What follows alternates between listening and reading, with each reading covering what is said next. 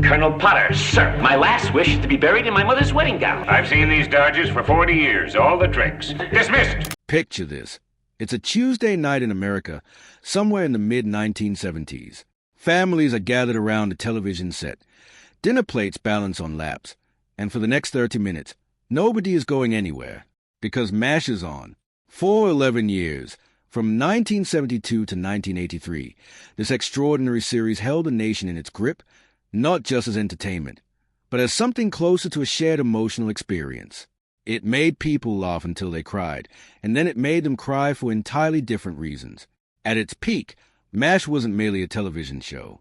It was a national conversation about war, sacrifice, absurdity, and what it means to hold on to your humanity when everything around you is trying to strip it away. But here's the thing about legends. They are rarely as smooth behind the curtain as they appear from the audience's seats. MASH was a show in constant motion, constantly reinventing itself, constantly wrestling with questions about what kind of story it wanted to tell. And as it evolved, some of the actors who helped build it found themselves at a crossroads. The reasons they walked away are more complicated, more human, and frankly more fascinating than most people realize.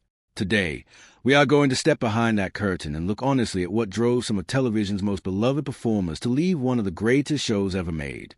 To understand why people left, you first need to understand what they were leaving. MASH began its life not on a television soundstage, but in the pages of a 1968 novel written under the pen name Richard Hooker, which was a pseudonym of a real Korean War surgeon named H. Richard Hornberger. His book drew directly from his own wartime experiences, blending dark comedy with genuine horror in a way that felt bracingly honest. Hollywood noticed quickly, and by 1970, director Robert Altman had transformed the novel into a celebrated film, one that resonated deeply with audiences who were watching the Vietnam War play out on their own television screens every evening. When CBS developed a weekly television series based on the same material, premiering in September of 1972, something unexpected happened. The show didn't just adapt the story. It expanded it. Where the film had been anarchic and fast-moving, the series allowed characters to breathe, to develop contradictions, to surprise the audience. Alan Alda stepped into the role of Captain Benjamin Franklin Hawkeye Pierce and immediately anchored the show with a performance of remarkable emotional intelligence. The early seasons were loose, funny, sometimes raucous. But as Alda grew more involved creatively, writing and directing episodes in addition to starring in them, MASH began reaching for something larger. It started asking harder questions and sitting longer with uncomfortable answers. That evolution was the making of a masterpiece, but it was also, for several of the show's original cast members, the beginning of profound professional tension. The first major departure came at the end of the third season, and it landed like a thunderclap. McLean Stevenson played Lieutenant Colonel Henry Blake, the commanding officer of the 4077th Mobile Army Surgical Hospital. Henry was warm, bumbling, well-meaning, and deeply funny. He served as a comic and emotional center of gravity for the early ensemble, a man who was perpetually out of his depth but never out of goodwill. Stevenson's performance earned widespread praise and genuine affection from audiences across the country. Behind the scenes, however, Stevenson was wrestling with something that many talented performers and ensemble casts know intimately, the slow, uncomfortable realization that the spotlight is shifting away from you. As Alan Alda became more involved in shaping the show's direction, Hawkeye Pierce naturally absorbed more of the series' emotional and narrative weight. Stevenson found himself doing fine work in a role that was, in his estimation, shrinking. He wanted to lead. He wanted to carry a show on his own shoulders and prove to himself and to the industry that he had the charisma and talent to do it. His ambitions were legitimate, even admirable. The decision to pursue them would prove costly.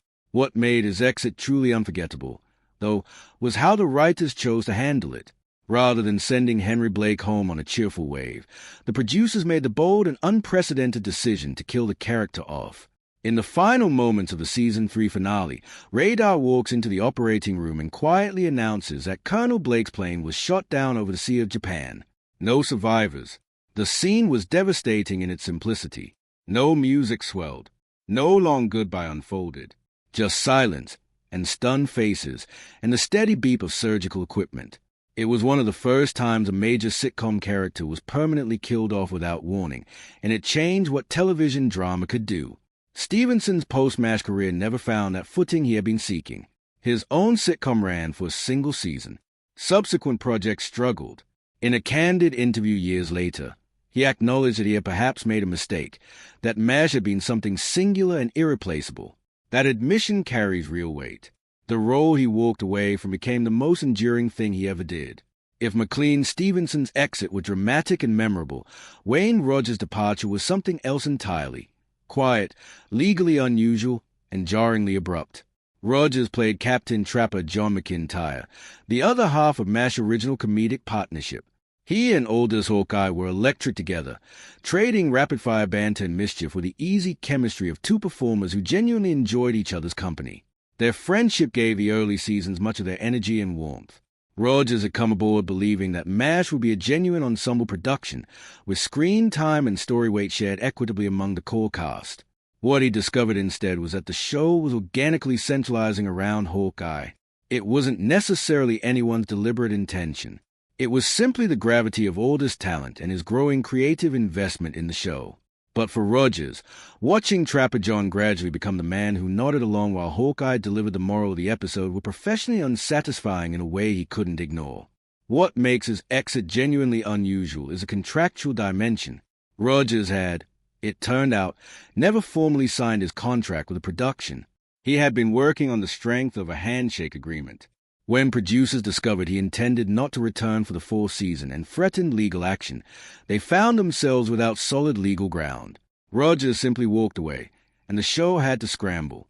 Trapper John was written out in the first episode of Season 4 with minimal explanation. He had been discharged while Hawkeye was on leave. No farewell episode, no tearful send-off, no closure for fans who had grown to love the character. Rogers moved on to other work, and eventually carved out a genuinely impressive second career as a financial investor and commentator. He studied history at Princeton and proved to have a sharp mind for economics. By many measures, his post-MASH life was success on its own terms. When he passed away in 2015, Alan Alda paid tribute to him warmly, speaking of a friendship that had genuinely endured. Whatever tensions existed professionally, the personal affection between the two men held firm. Of all the departures from MASH, Gary Bergholf's may be the most emotionally layered. He played Corporal Walter Radar Riley, the wide-eyed company clerk whose seemingly supernatural ability to hear incoming helicopters before anyone else symbolized something essential about the show's soul. Radar was innocence in a place that had no use for it. He carried a teddy bear. He was homesick and earnest and quietly devastated by the things he witnessed. And Bergholf played all of that with extraordinary delicacy. He was, in fact, the only actor to carry his role directly from the 1970 film into the television series, and he transformed the character in the process, stripping away the mischievous edge the film version had and replacing it with something far more vulnerable. But Bergholf was struggling in ways the audience never saw. The production schedule of a long-running network drama is grueling under the best circumstances, and MASH was not always the best of circumstances. Bergholf dealt with significant anxiety and personal pressures throughout the run of the show. By the late 1970s, he was a husband and a father, and the long hours on set meant he was chronically absent from his family. He would later reflect that missing significant portions of his daughter's early years was a regret that never left him. There were also professional frustrations. Bergholf felt that his contributions to the show were not always recognized or compensated at a level that reflected Radar's importance to the ensemble. He sought better pay, reduced screen time, and more flexibility.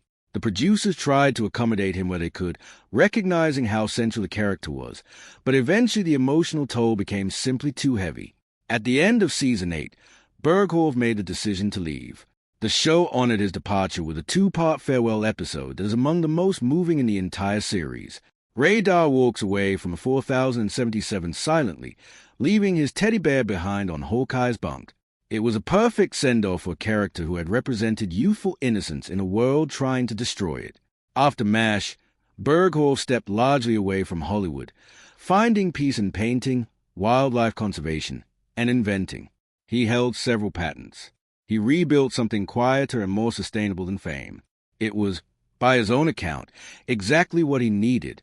Larry Linville played Major Frank Burns for 5 seasons, and it would be difficult to overstate how effectively he committed to the role. Frank was petty, self-righteous, hypocritical, and cowardly in the most operatic ways imaginable. He was a character audiences genuinely loved to despise, a comic villain whose presence gave Hawkeye and Trapper something to push against. Without Frank Burns in those early seasons, the show would have been missing a crucial dramatic pressure valve. But MASH was maturing. The show was moving toward more nuanced moral territory, and Frank's one-dimensional antagonism was beginning to feel like a relic of an earlier, simpler version of the series. Linville himself recognized this clearly. He was an actor with considerable range, and he was acutely aware that Frank had reached the limits of what he could meaningfully do with the character. He wasn't fired. He wasn't pushed. He made the deliberate, clear-eyed decision not to renew his contract after Season 5 because he understood that both he and the character had gone as far as they could go together. His exit, counterintuitively, was one of the most creatively liberating things that happened to MASH. With Frank Burns gone, the show was free to develop a more complex and less cartoonish form of moral conflict. His replacement, Charles Emerson Winchester III, played with magnificent restraint by David Ogden Stiers, brought a genuine intellectual and emotional sophistication to the antagonist role that would have been impossible while Frank occupied the space. Linville's decision to step away, born of professional integrity rather than bitterness, helped transform the show into something genuinely extraordinary. It is worth pausing to consider those who remained, because their loyalty to the show is part of the same story.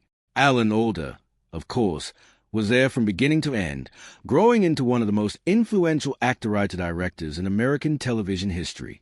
But equally important was Loretta Swit, who played Major Margaret Hot-Lip Houlihan across all 11 seasons.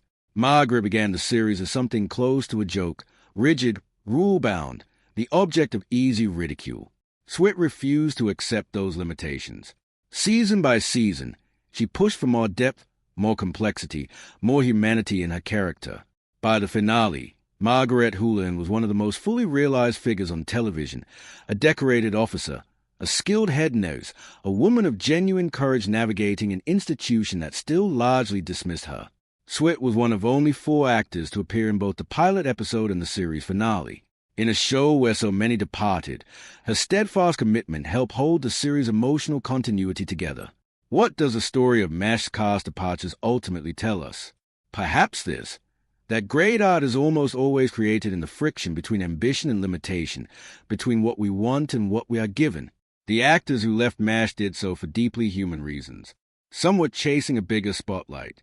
Some were protecting their families and their mental health. Some recognized with professional clarity that they had given everything a role had to offer. None of those reasons are simple, and none of them are entirely without regret. What is remarkable is that MASH survived each departure, and in several cases became richer for it. The show's writers and producers were forced by circumstance to.